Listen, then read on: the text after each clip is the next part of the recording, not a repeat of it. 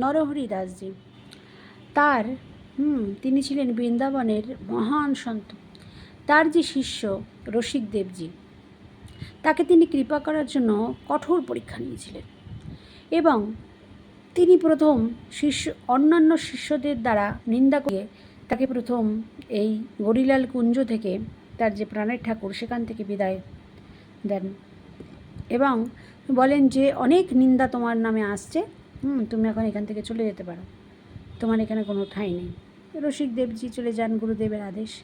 বৃন্দাবনে থাকতে লাগেন যমুনার তীরে। সেখান থেকে তিনি গুরুদেবের কাপড় গোপনে গোপনে নিয়ে পরিষ্কার করে পাঠান। সেইটা যদিন শুনতে পান গুরুদেব, সেখান থেকে বিতাড়িত তাকে করে দেন যে আমার কাপড়, ওর কী সাহস আছে ও কাছে, ছেড়ে দাও, ওকে বলো যে বৃন্দাবন পরিত্যাগ করতে বলেছে গুরুদেব। ও বৃন্দাবন পরিত্যাগ করে, গুরুদেবের সেবাও পরিত্যাগ করে দেয়। সেখানে মথুরাতে একটা জায়গায় থাকতে থাকে এবং যা অর্থ যে যা দিত সেইটা জমিয়ে মাসে শেঠের মাধ্যমে গুরুদেবকে পাঠাতো। এবং সেখানেও জানতে পেরে যায় 3-4 মাস পরে গুরুদেব যে এই সেবা শেঠ করছে না, করছে রসিকদেব। সেখান থেকে বিতাড়িত করে বলে ব্রজ ছেড়ে চলে যেতে বলেছে, রসিককে ছেড়ে চলে যেতে। সে তখন অগত্যা গুরুদেবের ভাগুরুদেব ব্রজও ছেড়ে দেবো, কোথায় যাব। সে বুন্দেলখণ্ডে তার মধ্যপ্রদেশে বাড়ি। সেইখানে বাড়ির পাশে একটা জায়গা নিয়ে গুরুদেবের সেই বিনা কারণে যে বকুনি ধাক্কা, সেটা সামলাতে দেরি হয় এবং সেইখানে ভজন সাধন করতে, গুরুদেব কবে কৃপা করবেন, কবে বুন্দেলখণ্ড থেকে আবার ডাক আসবে, গুরুদেব বলবে যে আয় রসিক আয়, তুই তো কিছু করিসনি, কবে, এই আশায় বসে আছে। সেইখানে নরহরিদেবজি একবার হরিকথা প্রচার করতে যান। সেইখানে একবার গুরুদেব যদি রুষ্ট হন, সেই জন্য একবার দেখতেও তিনি যাননি, শুধু বলেছে গুরুদেবের চরণরাজ আমার মাথায় লাগিয়ে দিও তোমরা। কিন্তু কজন যখন বলেছে যে রসিকদেবজি এখানে অবস্থান করছেন এখন, সেই শুনে গুরুদেব তাম্রবর্ণ হয়ে রাগে আবার বৃন্দাবনে চলে আসেন। বৃন্দাবনে এসে যখন হরিনাম করতে, হরিনামে মন বসছে না, রাধা রানীর সেই গরিলাল কুঞ্জের সামনে গিয়ে দেখে রাধা গরিলাল কুঞ্জ, সে টপ টপ করে জল বের করে কাঁদছে। তখন বলে কি হয়েছে, তোমাদের মির্চি লাগেনি তো, তোমাদের সেবার কোনো অমঙ্গল হয়নি তো, তোমাদের কিছু হয়নি তো, কী হয়েছে তোমাদের? তখন রাধারানী প্রকট হয়ে বলে আর সহ্য হচ্ছে না নরহরি, আর সহ্য হচ্ছে না, তুই কি আরম্ভ করেছিস, আর কত কষ্ট দিবি, আর কি পরীক্ষার পরাকাষ্ঠ হয়ে গেছে, তুমি এবার ওকে গ্রহণ করো, নিয়ে আসো। এই বলার পরে তখন নাচতে থাকে নরহরি যে আমি শুনতে চাইছিলাম তোমাদের মুখে, তুমি কখন বলবে যে ওকে নিয়ে আসো, ওই হচ্ছে আমার যোগ্য পাত্র, তাই আমি এত পরীক্ষা, এত কষ্ট, কঠোরতা করেছি। রাধারানী কেঁদো না তোমরা, আমি কালকেই ওকে খবর পাঠিয়ে নিয়ে আসবো। তারপরে খবর পাঠিয়ে শিষ্যদের দিয়ে সেই রসিক দেবজিকে খবর দেয় যে গুরুদেব ডেকেছে গরিলাল কুঞ্জে, গরিলাল ঠাকুর ডেকেছে।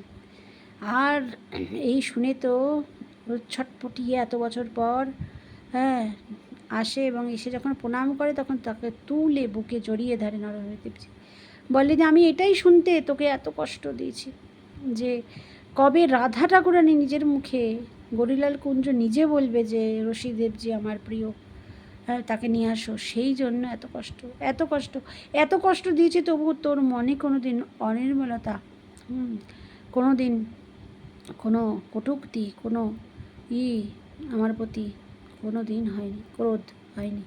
এ কী দিয়ে দোয়ারা তুই, ভাবা যায়। তাই এত পরীক্ষা গুরুদেব, কোনো গুরুদেবই এতটা কষ্ট তাকে কোনো দিনই দেননি কোনো শিষ্যকে, কেননা শিষ্যকে এর এক কণা দিলেই শিষ্য ভেঙে যাবে, যা কর্ণগুরু ডেকে নেব। প্রথমে ঘর ছাড়া করেছেন, মন্দির ছাড়া, তারপরে বৃন্দাবন ছাড়া, তারপরে ব্রজ ছাড়া, তারপরেও বাড়িতেও গিয়েও, সেইখানে বাড়ির কাছে গিয়েও তাম্রবর্ণ হয়ে অনেক কঠিন। তাই গুরুদেব যদি কোনো কড়া কথা কখনো আমাদের বলেন, যেন জানতে হবে আমাদের হৃদয় এরম অভদ্র রাশি তিনি দেখে ফেলেছেন, সেইটাকে সরানোর জন্য এত কষ্ট দিচ্ছেন। যদি আমরা সহ্য না করে নিন্দা প্রত্যুক্তি অন্যকে বলি বা এই করি, তাহলে আমাদের অপরাধ হয়ে যাবে এবং সেখান থেকে নিবৃত্তি গুরুদেবই করতে পারেন একমাত্র। আর যদি সেটা হজম করে নিই গুরুদেবের বাক্যটাকে, তাহলে দেখবো যে আমার হৃদয় অনেকটা নির্মল হয়ে গেছে। এই সাক্ষাৎ আমার গুরুদেব ভক্তি সুধীর আচার্য গোস্বামী মহারাজের এরকম আমি লীলা অনেক দেখেছি। তিনি যখনই বকতেন সেগুলো সহ্য করার মতো নয়, কিন্তু পরে দেখা যেত হৃদয়ের অভদ্র রাশি চলে গেছে। অভদ্র রাশি বিধুনিতে সুরিত শতম। তাই বৈষ্ণবগণ আমাদের করুণা করার জন্যই আমাদের কখনো দণ্ড বিধান করেন, আবার কখনো হাস্যময় হিসাবে। বৈষ্ণবের যত দণ্ড ততই আমাদের কল্যাণ জানতে হবে। যদি আমরা সহ্য করতে পারি গুরুর বাক্য, গুরুর মায়ামোহ, তারা মায়াকে দূর করে দেন এবং সত্য সজ এই জগতে সবাই বঞ্চনা করবে একদিন আমায়, সবাই ছেড়ে দেবে হাত, সবাই, কেউ থাকবে না পাশে, নিজের আনন্দে সব মত্ত হয়ে যাবে, আমাকে একা রেখে দেবে।